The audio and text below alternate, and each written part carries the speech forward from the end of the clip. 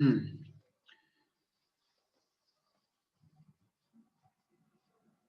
आज की क्लास हम लोग स्टार्ट करते हैं। हम लोग ऑर्गेनिक केमिस्ट्री का जो बेसिक पार्ट है, जनरल ऑर्गेनिक केमिस्ट्री जिसको बोलते हैं, कार्बनिक रसायन की मूलभूत अवधारणाएं, वो हम लोग पढ़ रहे हैं। ठीक है।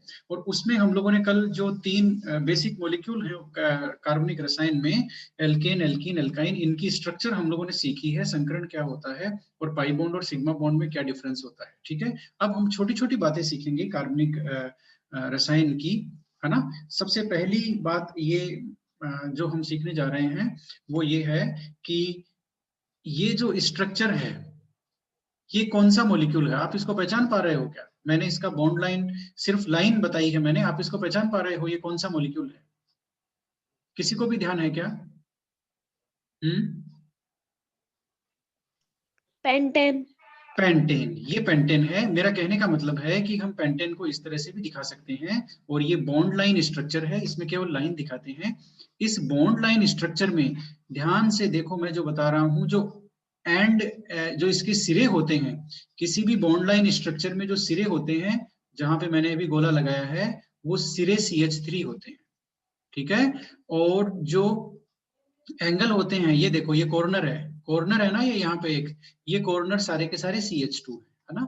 तो इसकी जो स्ट्रक्चर हम यदि वैसे ड्रॉ करें तो कैसी हो जाएगी? CH3, यहाँ पर CH2, और यहाँ पर फिर एक एंगल CH2, और यहाँ पर फिर एक एंगल CH2, और यहाँ पर CH3।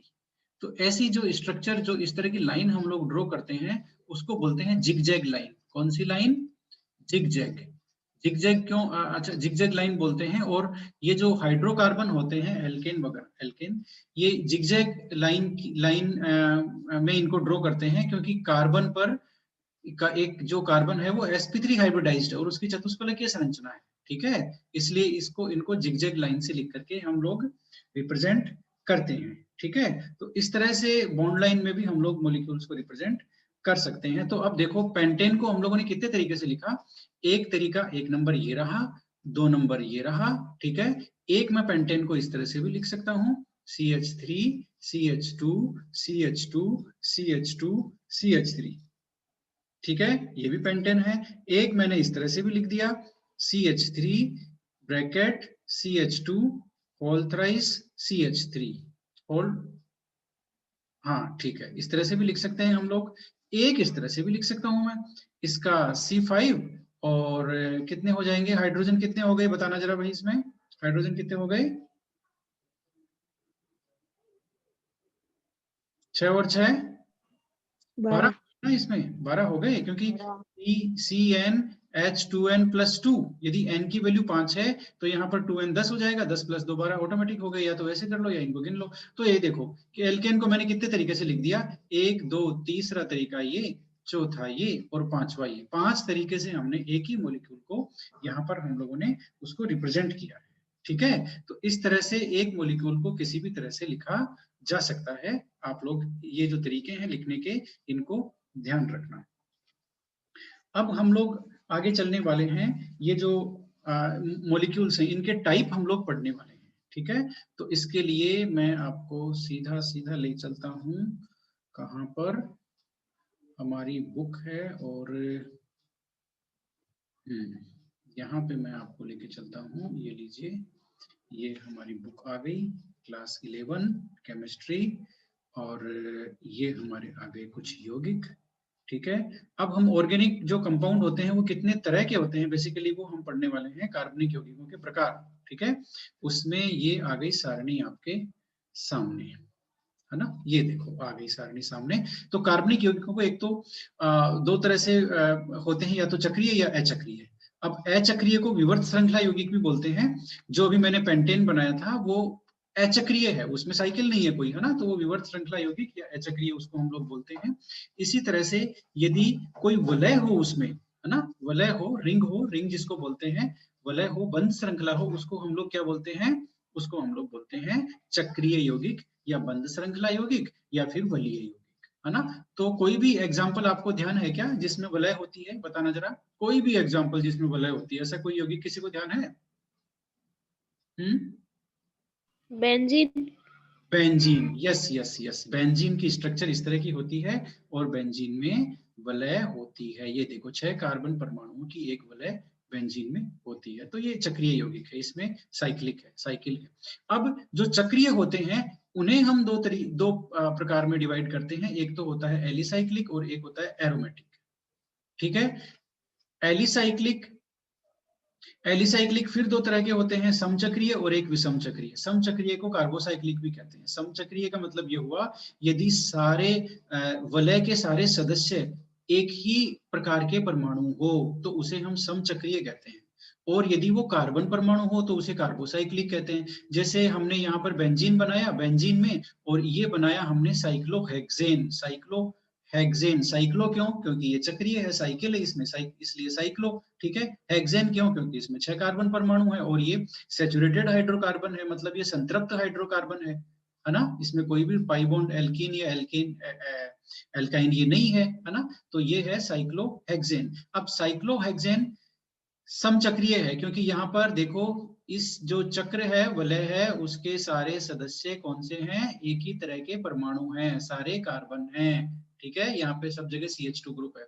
ओके, तो अब इन्हें हम कार्बोसाइक्लिक भी बोलते हैं क्योंकि सारे के सारे जो सदस्य हैं रिंग के वो क्या है? कार्बन है, इसलिए कार्बोसाइक्लिक बोल दो, है ना। समचक्रीय तो ये है ही, और समचक्रीय है और सारे कार्बन सारे जो परमाणु है वो कार्बन है, इसलिए कार्बोसाइक्लिक भी बोलते हैं।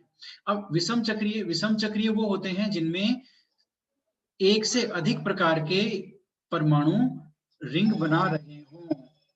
ठीक है, एक से अधिक प्रकार के जो परमाणु हैं वो रिंग बना रहे हों, और उसे हम इस तरह से दिखाते हैं। जैसे ये लीजिए, ये एक यौगिक आपके सामने है। इसमें देखिए 4 तो कार्बन है, यहाँ देखिए, यहाँ कार्बन है, यहाँ कार्बन है, यहाँ कार्बन है, यहाँ कार्बन है, और ये एक नाइट्रोजन है। तो ये हो गया विषम चक्रीय। यहाँ पर कार्बन के अलावा नाइट्रोजन भी है, इसलिए हो गया विषम चक्रीय। ठीक है, तो ये एलिसाइक्लिक यौगिक है ना। अब एरोमेटिक यौगिक कौन से होते हैं? एरोमेटिक यौगिक वो होते हैं, एक ये विशेष श्रेणी है कंपाउंड्स की, एरोमेटिक यौगिक, है ना। इसमें हम लोग अभी वही यौगिक पढ़ेंगे जो बेंजीनोइड यौगिक हो। बेंजीनोइड का मतलब जिनमें बेंजीन रिंग होती हो, है ना। तो हम अभी इतना ही सीख रहे हैं कि ये जो बेंजीनोइड यौगिक हैं इन्हें हम क्या बोलते हैं? एरोमेटिक बोलते हैं। लेकिन जिनमें बेंजीन रिंग नहीं होती वो भी एरोमेटिक होते हैं, उदाहरण अभी हमें यहाँ पर मिल जाएगा, है ना। एरोमेटिक बेसिकली जो नाम है वो इसका इंग्लिश जो शब्द है एरोमा, एरोमा से लिया गया, और एरोमा का मतलब होता है कोई विशेष तरह की कोई खुशबू। तो ऐसे कंपाउंड जिनमें कोई विशेष तरह की गंध आती हो उन्हें हम एरोमेटिक कहते हैं। और एरोमेटिक यौगिकों का कुछ खास गुण होते हैं, कुछ खास शर्तें होती हैं, तभी वो एरोमेटिक कहलाते हैं। ऐसे हर कोई यौगिक जिसमें कोई विशेष गंध आ रही हो वो एरोमेटिक नहीं होता। ठीक है, वो शर्तें भी हम पढ़ेंगे, कौन कौन से यौगिक एरोमेटिक हो सकते हैं, वो सारी चीजें हम देखेंगे, है ना। तो अब अचक्रीय यौगिक को एलिफेटिक यौगिक भी हम लोग बोलते हैं, है ना। ये आप वर्ड याद रखना, एलिफेटिक। एलिफेटिक में अब ये देखो, ये एथेन है, ये आइसोब्यूटेन है, ये एसिटाल्डिहाइड है, ये सारे सामान्य तरह के मॉलिक्यूल हैं। ठीक है, इसी तरह से एरोमेटिक में ये देख लो, ये एरोमेटिक में ये सारे के सारे बेंजीनोइड यौगिक हैं। ये बेंजीन है, खुद एरोमेटिक है। ये एनिलीन है, बेंजीन से ही बना हुआ है, ये देखो बेंजीन रिंग है। ये नेफ्थलीन है, नेफ्थलीन में इसमें बेंजीन रिंग है। ठीक है, नेफ्थलीन तो बोल जानते ही हो, कपूर की गोलियां आती है, वो नेफ्थलीन ही होता है ना। और ये ट्रोपोन है, इसमें बेंजीन नहीं है लेकिन ये एरोमेटिक है, तो ये एबेंजीनोइड एरोमेटिक यौगिक हो गया। इसी तरह से ये विषम चक्रीय यौगिक हैं, ये भी एरोमेटिक है, इनमें बेंजीन रिंग नहीं है लेकिन ये एरोमेटिक है, और ये विषम चक्रीय भी है। देखो इसमें सारे के सारे जो परमाणु है रिंग के वो समान नहीं है, यहाँ एक ऑक्सीजन आ गया, यहाँ एक सल्फर आ गया, यहाँ एक नाइट्रोजन आ गया। ठीक है, तो ये फ्यूरेन है, ये थायोफिन है, ये पिरिडीन है। तो ये 3 महत्वपूर्ण यौगिक हैं जो विषम चक्रीय हैं, और विषम चक्रीय होने के साथ साथ एरोमेटिक भी हैं। ठीक है, तो इस तरह से लेकिन हम हमारे सिलेबस में जो भी हम एरोमेटिक पढ़ेंगे वो सारे के सारे बेंजीनोइड यौगिक ही होंगे। अब यदि चक्रीय हो, है ना, चक्रीय हो और एरोमेटिक नहीं हो, तो दूसरी श्रेणी है वहां पर एलिसाइक्लिक की। ठीक है, एलिसाइक्लिक यानी कि ये आपके सामने है साइक्लोप्रोपेन। साइक्लोप्रोपेन क्यों? साइक्लो तो इसमें रिंग है इसलिए, प्रोपेन इसलिए क्योंकि यहाँ पर 3 कार्बन परमाणु है। ये साइक्लोहेक्सेन, ये साइक्लोहेक्सीन, क्योंकि यहाँ पर एक डबल बॉन्ड है इसलिए ये हो गया साइक्लोहेक्सीन, है ना। तो ये संतृप्त हाइड्रोकार्बन है और ये चक्रीय है ना, इसलिए हम इन्हें बोलते हैं एलिसाइक्लिक। ठीक है, तो ये तो एक तरह से वो हो गया कुछ कार्बनिक यौगिकों के प्रकार। अब मैं आपसे पूछना चाहता हूँ क्रियात्मक समूह क्या होते हैं, बताना जरा। क्रियात्मक समूह क्या होते हैं, बोलो। वे कार्बनिक समूह है जो हाइड्रोकार्बन के साथ जुड़कर उसकी क्रियाशीलता को बढ़ा देते हैं। हाँ, वेरी गुड, वेरी गुड, है ना। इस तरह से भी बोल सकते हैं, या फिर बहुत सिंपल सी बात है, वे ऐसा कोई परमाणुओं का समूह है ना। कार्बनिक यौगिक की कार्बन श्रृंखला से जुड़ा परमाणु या परमाणुओं का समूह है जो कार्बनिक यौगिक में अभिलाक्षणिक रासायनिक गुणों के लिए उत्तरदायी होता है ना। यहाँ पर हम ये नहीं कहेंगे क्रियाशीलता बढ़ा देते हैं, हम ये कहेंगे जो उनमें अभिलाक्षणिक रासायनिक गुणों के लिए उत्तरदायी होता है उसे हम क्रियात्मक समूह या फंक्शनल ग्रुप कहते हैं। जैसे मैंने लिखा एक यौगिक, ये मैंने लिखा CH3, इसका नाम बताना जल्दी से, बोलो। अरे ये CH3 ये क्या है, कौन सा यौगिक है ये?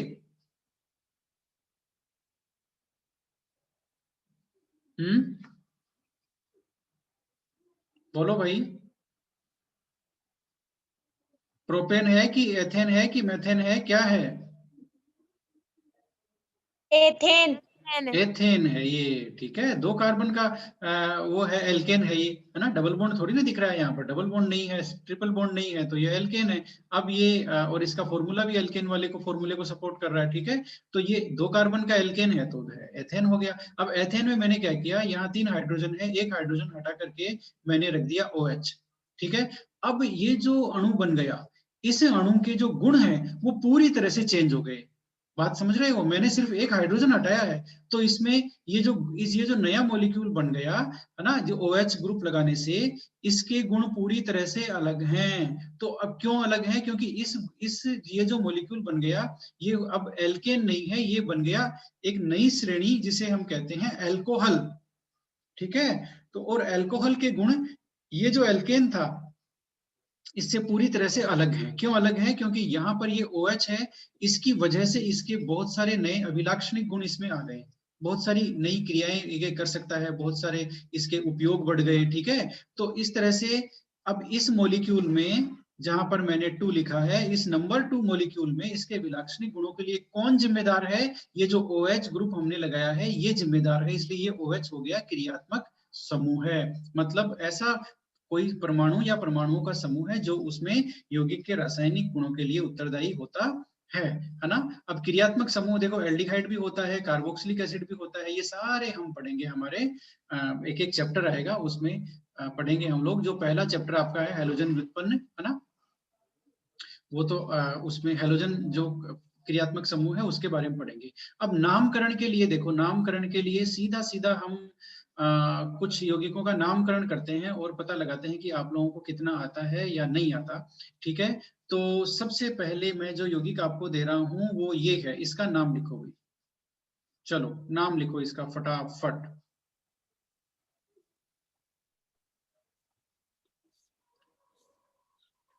दिख रहा है क्या, वो नहीं दिख रहा? कोई बात नहीं, नहीं दिख रहा तो अब दिखेगा। ये लो, इसका नाम मुझे बताना है फटाफट, देखिए कौन बताता है। हमारे साथ कौन कौन जुड़ा हुआ है, जया है, गैलेक्सी A50 अपना माइक्रोफोन ऑन करके नाम बताओ या तो, है ना। गैलेक्सी A50 और वीवो वीवो मोबाइल से कौन जुड़ा हुआ है वो भी अपना नाम बताओ, Vivo mobile. Two methyl butane. Two methyl propane. Butane. Very good, very good, very good. Two methyl butane, two methyl propane. Resham, Resham सही है क्या इनके नाम? कौन सा नाम सही है, 2-मेथिल प्रोपेन या 2-मेथिल ब्यूटेन? इंदु, कौन सा नाम सही है इनमें से? 2-मेथिल ब्यूटेन। 2-मेथिल ब्यूटेन, ठीक है। तो देखो सबसे पहला रूल क्या है, सबसे लंबी श्रृंखला लेना, सबसे लंबी श्रृंखला हमने ये ली, फिर क्या है इसकी नंबरिंग करना, नंबरिंग उधर से करेंगे जिधर से प्रतिस्थापी को कम संख्या मिलती हो, इधर से करेंगे 1 2 3 4। अब ये सबसे पहले प्रतिस्थापी लिखते हैं, प्रतिस्थापी लिखने से पहले उसकी पोजीशन बताते हैं, पोजीशन हमने बताई 2। अब लिखेंगे प्रतिस्थापी का नाम, प्रतिस्थापी ये रहा, ये है मेथिल, ठीक है। 2 मेथिल हो गया। अब ये यौगिक में ये वो कितने कार्बन है, 4 हैं, तो हम लिखेंगे ब्यूट, ठीक है, ब्यूट लिखेंगे। और अब ये एल्केन का यौगिक है, एल्कीन का या एल्काइन का, है ना, ये एल्केन का डेरिवेटिव है, तो हम लिखेंगे ब्यूटेन। यदि इसमें एल्कीन होता तो हम लिखते ब्यूटीन। बात समझ में आई? तो इसका नाम ये हो गया 2 मेथिल ब्यूटेन, ठीक है। इसी तरह से हम दोबारा कोई एग्जांपल लेते हैं, नो प्रॉब्लम, आप लोग तैयार रहिए। हम लोग फटाफट ये नामकरण का जो चैप्टर है वो हम लोग खत्म करते हैं। और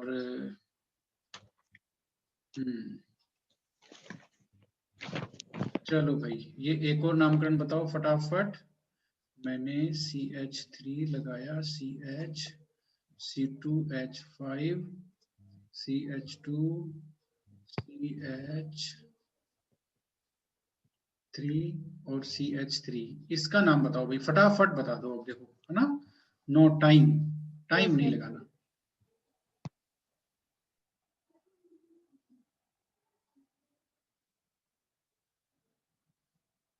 बोलो बोलो फटाफट बोलो, टाइम इतना है नहीं।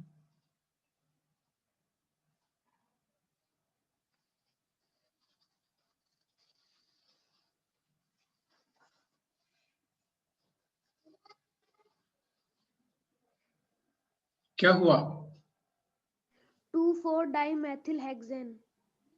2,4-डाइमेथिलहेक्सेन, ये नाम बिल्कुल सही है ना। देखो ये नाम कहाँ से आएगा, हमें सबसे पहले लंबी चेन चुननी है ना। तो लंबी चेन में हमारे पास ये क्या है, ये तो C2H5 है। C2H5 मतलब ये तो इथाइल ग्रुप है। इथाइल ग्रुप को हम ओपन कर देंगे, ठीक है, और इसको ओपन कर देंगे तो मॉलिक्यूल कैसा हो जाएगा, देखना जरा, मॉलिक्यूल हो जाएगा इस तरह का, CH3, CH, CH2, CH, और फिर आ गया CH3, और फिर इसको ओपन करेंगे हम तो ये हो गया CH2 और CH3, है ना, और यहाँ पे एक लगा हुआ है CH3। अब ये इथाइल ग्रुप जुड़ा हुआ है, एक ये मिथाइल ग्रुप जुड़ा हुआ है। तो अब लंबी श्रृंखला पहले चुनेंगे, तो लंबी श्रृंखला यहाँ से आएगी। देखो ये सीधी यदि लोगे, ये सीधी यदि लोगे तो ये हो जाएगी गलत।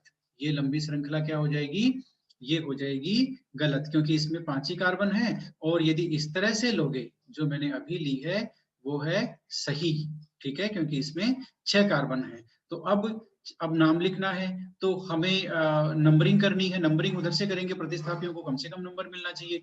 यदि इधर से करेंगे तो इस मिथाइल ग्रुप को मिल रहा है 3री पोजीशन और इसको मिल रही है 5वीं। लेकिन चलो इधर से देखते हैं, इधर से करेंगे तो इसको मिल रही है 2री और इसको मिल रही है 4थी। तो यहाँ पर देखो कम, इनको वो मिल रही है, कम पोजीशन मिल रही है। इसको बोलते हैं लोएस्ट सम रूल, यानी कि जो प्रतिस्थापियों की पोजीशन है, उनकी स्थिति है, उनका योग कम होना चाहिए।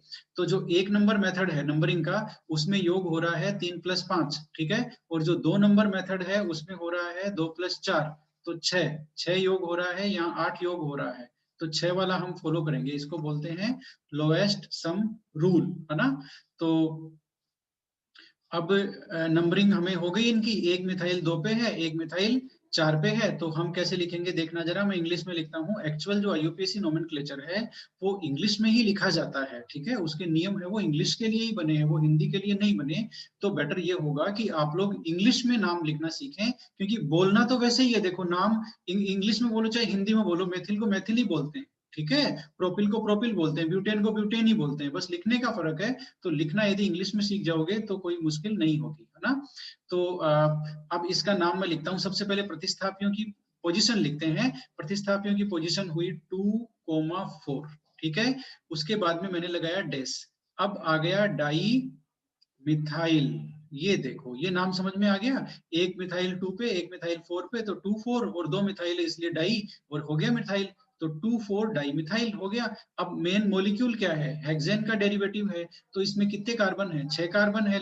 सबसे लंबी चेन में 6 कार्बन का लगाते हैं हम हेक्स, हेक्स लगता है उसका 6 कार्बन का, ठीक है। अब ये एल्केन का डेरिवेटिव है कि एल्कीन का है कि एल्काइन का है, तो ये तो एल्केन का है। एल्केन में सफिक्स क्या लगता है, सफिक्स यानी कि मॉलिक्यूल के नाम के अंत में क्या लगता है, ANE, जिसे हिंदी में हम इस तरह से लिखते हैं और इंग्लिश में ANE लिखते हैं।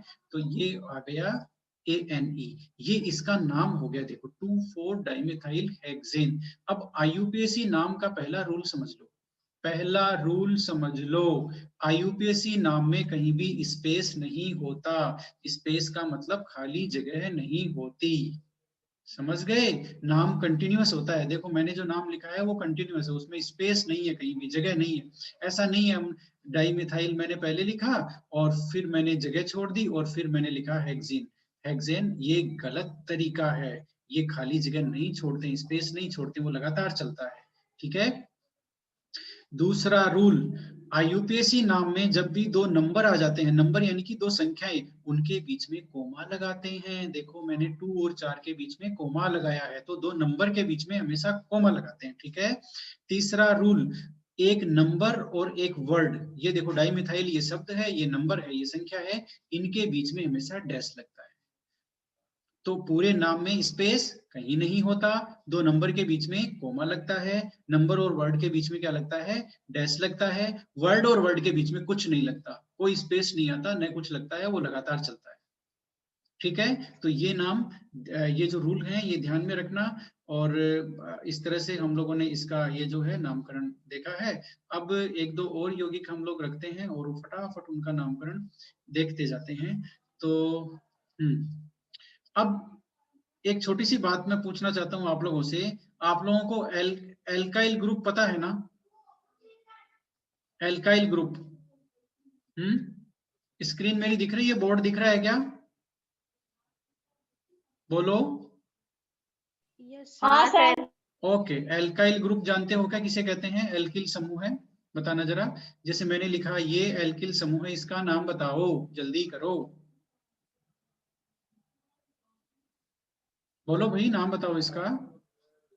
मेथिल। Maithil, very good. तो इसका भी नाम बता दो, इसका नाम बताओ। एथिल। एथिल, ये एथिल है, very good very good very good. और इसका नाम बता दो, इसका नाम बताओ। Propyl. Propyl, very good very good. इसका नाम बताओ, जल्दी करो। आइसोप्रोपिल। वेरी गुड, ये है आइसो, आइसो और है प्रोपिल, आइसोप्रोपिल। सुन लो भाई, अब सुन लो अगला रूल IUPAC नोमेनक्लेचर का। ठीक है। यदि कोई श्रृंखला एकदम सीधी है ना, तो हम उसको नॉर्मल बोलते हैं कि ये नॉर्मल है, इसमें कोई बांका टेढ़ा नहीं है, नॉर्मल है, तो वहां हम लगाते हैं एन, इसलिए इसको बोलते हैं एन प्रोपिल। बात समझ में आ गई? ये क्या है? N propyl. और ये है जब सेकंड पोजीशन पे एक हाइड्रोजन नहीं हो। देखो हमने हाइड्रोजन, देखो अब सुन लो भाई, एल्काइल ग्रुप बनता कैसे है? किसी भी एल्केन में से हाइड्रोकार्बन में से हम लोग हाइड्रोजन हटा लेते हैं, तो जो बचा हुआ समूह है वो एल्काइल ग्रुप होता है। जैसे अब सुनो मेरी बात, ध्यान से सुनना, मैं एल्केन को लिखने का तरीका बता रहा हूं। जैसे ये CH4 है, ये मेथेन है, इसको हम इस तरह से भी लिख सकते हैं, CH3 और H। ठीक है, इस तरह से हम लिख सकते हैं, और इसको इस तरह से भी लिख सकते हैं RH, है ना? एल्केन को RH करके भी लिखते हैं। ठीक है। अब यहाँ पर R की वैल्यू क्या हो गई? R की वैल्यू हो गई CH3। R किसको बताता है? R बताता है पूरी ऑर्गेनिक केमिस्ट्री में एल्काइल ग्रुप को। ठीक है, R उसका सिंबल है एल्काइल ग्रुप का। अब देखो RH लिखते हैं एल्केन, एल्केन में से या मेथेन में से ले लो, मेथेन में से हमने एक हाइड्रोजन ये हटा दिया, एक हाइड्रोजन हटा दिया, तो बचा क्या? CH3 और एक खाली वैलेंसी। ये वैलेंसी खाली है, देखो ये डैश नहीं है, ये इसकी संयोजकता है, जहां हाइड्रोजन जुड़ा हुआ था हाइड्रोजन तो चला गया, ये इसकी खाली संयोजकता है। ठीक है। तो अब ये जो ग्रुप बच गया इसको बोलते हैं एल्काइल ग्रुप। क्या बोलते हैं? Alkyl group. और यहां पर ये ग्रुप बना किससे है? ये बना है मेथेन से, तो इसको बोलते हैं मैथिल। मेथेन से बना तो मैथिल, एथेन से बनेगा तो इथाइल एथिल, प्रोपेन से बनेगा तो प्रोपिल। बात समझ में आ गई है ना? ठीक है। तो ये है, इसलिए ये देखो प्रोपेन से बना, एक हमने हाइड्रोजन हटा दिया तो ये एन प्रोपिल। अब प्रोपेन में हाइड्रोजन हटने की संभावना दो तरह की होती है। देखो प्रोपेन में दो जगह से हाइड्रोजन हट सकता है। कहाँ कहाँ से हट सकता है मैं बताता हूँ। ये CH3, ये CH2, ये CH3। देखो प्रोपेन में दो तरह के कार्बन हैं। दो तरह के कार्बन कौन से हैं? ये वाला कार्बन है प्राइमरी कार्बन, ये वाला कार्बन है सेकेंडरी कार्बन, द्वितीयक कार्बन, और ये है तृतीयक कार्बन। अब प्राइमरी, सेकेंडरी, टर्सरी ये कार्बन आपको आते हैं क्या? बताना जरा जल्दी बोलो।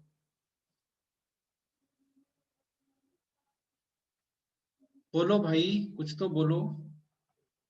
माइक ऑन करने में इतना टाइम तो नहीं लगता।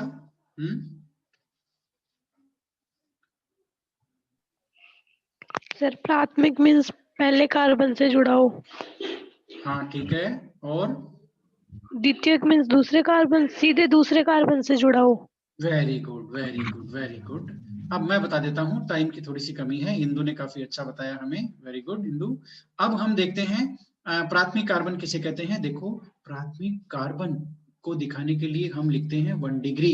क्या लिखते हैं? 1 डिग्री। या लिखते हैं प्राइमरी कार्बन, PRI लिख देते हैं, ठीक है। अब प्राथमिक कार्बन होता क्या है? वह कार्बन जो अकेला कार्बन हो या किसी एक कार्बन से जुड़ा हो। सुन लो भाई, वह कार्बन जो या तो अकेला हो या किसी एक और कार्बन से जुड़ा हो, वह प्राथमिक कार्बन होता है। यह अकेला कार्बन है तो प्राथमिक है। यह अकेला, यह एक कार्बन से और जुड़ा है। देखो ये कार्बन इससे जुड़ा है तो ये प्राथमिक हो गया, और ये कार्बन भी प्राथमिक है क्योंकि ये इससे जुड़ा है, ठीक है। तो इस तरह से जो या तो अकेला हो या किसी एक कार्बन से जुड़ा हो उसे हम प्राथमिक कार्बन कहते हैं। द्वितीयक कार्बन सुन लो, सेकेंडरी कार्बन या द्वितीयक कार्बन वह होता है जो किसी और दो कार्बन से जुड़ा हुआ हो। जैसे यहाँ पर ये हो गया, अब ये तो है प्राथमिक, ये है प्राथमिक क्योंकि एक एक से जुड़े हैं। यह कार्बन जो बीच में है वह दो कार्बन से जुड़ा है, दोनों तरफ एक एक से जुड़ा है, इसलिए ये हो गया द्वितीयक। अब तृतीयक का अंदाजा तो आपको लग गया होगा, वह कार्बन जो 3 कार्बनों से जुड़ा हुआ हो, ठीक है। उसकी संरचना हो गई इस तरह से। ये लो भाई, अब यहाँ पर ये थोड़ा सा गलत बन गया, ओके। यहाँ पर जहां मैंने अभी मैं डार्क कर रहा हूं वो कार्बन कौन सा हो गया? बोलना जरा जोर से। 3 डिग्री कार्बन। 3 डिग्री कार्बन, उसको बोलते हैं 3 डिग्री कार्बन, तृतीयक कार्बन, वेरी गुड। अब एक क्वाटरनरी कार्बन और होता है जो 4 कार्बन से जुड़ता है, वह अब उसको हिंदी में क्या बोलते हैं? इंग्लिश में क्वाटरनरी कार्बन बोलते हैं। और चलो कोई बात नहीं, वो आएगा तब देखेंगे। तो चतुर्थक कार्बन, कार्बन। हाँ चतुर्थक कार्बन। चतुर्थक carbon, okay very good, very good. तो अब देखो, अब कार्बन के टाइप यहाँ पर अलग अलग है ना। दो तरह के कार्बन हैं यहाँ पर। कौन कौन से कार्बन हैं? एक तो है बीच वाला तो कार्बन है सेकेंडरी, और दोनों साइड वाले हैं प्राइमरी। तो दोनों साइड वाले प्राइमरी होने की वजह से अब दो तरह के कार्बन यहाँ हो गए, तो दोनों से एक एक हाइड्रोजन हट सकता है, तो दो तरह के एल्काइल ग्रुप यहाँ बनेंगे। हमेशा ध्यान रखना, एक हाइड्रोकार्बन में जितने तरह के कार्बन होते हैं, है ना, उतने ही एल्काइल ग्रुप बनने की संभावना होती है। तो इसलिए प्रोपेन से दो एल्काइल ग्रुप बनते हैं। यदि हमने ये जो सिरों पर जो दोनों कार्बन है इनसे एक एक हाइड्रोजन हटाया प्राइमरी वाला, तो बनेगा नॉर्मल प्रोपाइल, और यदि हमने सेकेंडरी हटा दिया तो बनेगा आइसोप्रोपाइल एल्कोहल, ठीक है। आइसोप्रोपाइल की स्ट्रक्चर ये टी जैसी होती है, इसको ध्यान रखना, टी स्ट्रक्चर होती है आइसोप्रोपाइल की। अब हम लोग चलते हैं अगले उसमें। अब हम लोग चलते हैं ब्यूटेन में। ब्यूटेन का फॉर्मूला C4H10 होता है। अब इसमें हम एल्काइल ग्रुप देखेंगे। एल्काइल ग्रुप में मैं जो ड्रॉ कर रहा हूं उसका नाम बताना जल्दी से। ये एक एल्काइल ग्रुप है, फटाफट इसका नाम बताओ भाई, जल्दी करो। ब्यूटिल। ब्यूटिल, ब्यूटिल, लेकिन ब्यूटिल है, लेकिन ये एकदम सीधा है, ये एकदम सीधा है, कोई टेढ़ा मेढ़ा नहीं है, बांका नहीं है, इसलिए हम लगाएंगे नॉर्मल। ये नॉर्मल है, ठीक है, ये नॉर्मल ब्यूटिल हो गया। और मैं यहाँ पर लिख रहा हूँ इंग्लिश में, आप लोग समझते चलना। माइक जिसका ऑन है वो बंद कर लो, ठीक है। तो ब्यूटिल में एक तो हो गया। अब हम ब्यूटिल में दूसरा देखते हैं। ब्यूटिल में एक हमने हाइड्रोजन यहाँ से हटाया, है ना। अब दूसरा हाइड्रोजन हम यहाँ से हटा सकते हैं क्योंकि ये सेकेंडरी कार्बन है, ये प्राइमरी कार्बन है, ये भी सेकेंडरी कार्बन है, और ये प्राइमरी कार्बन है, ठीक है। तो हम दूसरा कार्बन सेकेंडरी से हटाते हैं। ये लो भाई, ये लो, अब हमने यहां से हटा दिया, इसको हम बोलते हैं सेकेंडरी ब्यूटिल। क्या बोलते हैं? Secondary butyl. सेकेंडरी ब्यूटिल क्यों? क्योंकि जो खाली वैलेंसी है वो कहाँ उपस्थित है? सेकेंडरी कार्बन पर उपस्थित है। ठीक है, सेकेंडरी कार्बन पर उपस्थित है। अब हम तीसरा और देखेंगे। ये तो था एकदम सीधी कार्बन की श्रृंखला। अब हम कार्बन की श्रृंखला को शाखित कर देते हैं। ये हमने कर दिया शाखित। ठीक है, शाखित कर देने से अब हम यहाँ पर CH3 आएगा, यहाँ पर H आएगा, यहाँ पर CH3 आएगा और यहाँ पर CH3 आएगा।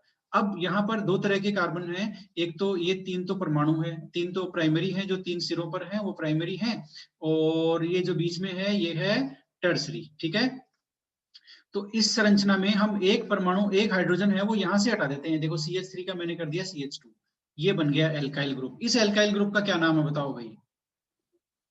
इस एल्काइल ग्रुप का नाम हो गया, बोलो, ये है आइसोब्यूटिल। सुन लो, ये आइसोब्यूटिल है। ठीक है, टी स्ट्रक्चर बन रही है, ये आइसोब्यूटिल है ना।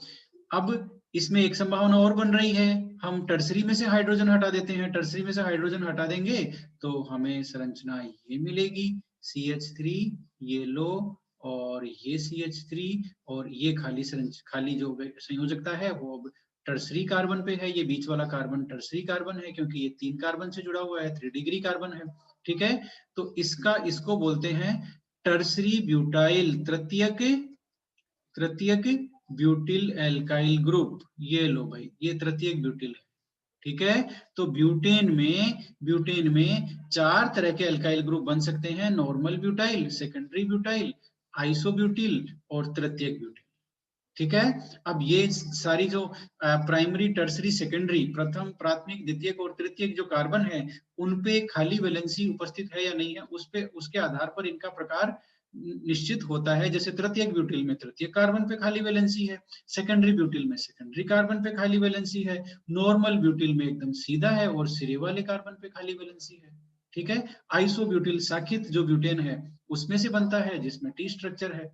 तो आइसोब्यूटिल जो एल्काइल ग्रुप है, आइसोब्यूटिल एल्काइल ग्रुप है, वो कौन सा एल्काइल ग्रुप है बताना जरा? प्राथमिक, द्वितीयक या तृतीयक? कौन सा एल्काइल ग्रुप है आइसोब्यूटाइल? बोलो, आइसोब्यूटाइल कौन सा एल्काइल ग्रुप है? प्राथमिक तरह का है, द्वितीयक या तृतीयक? बताओ।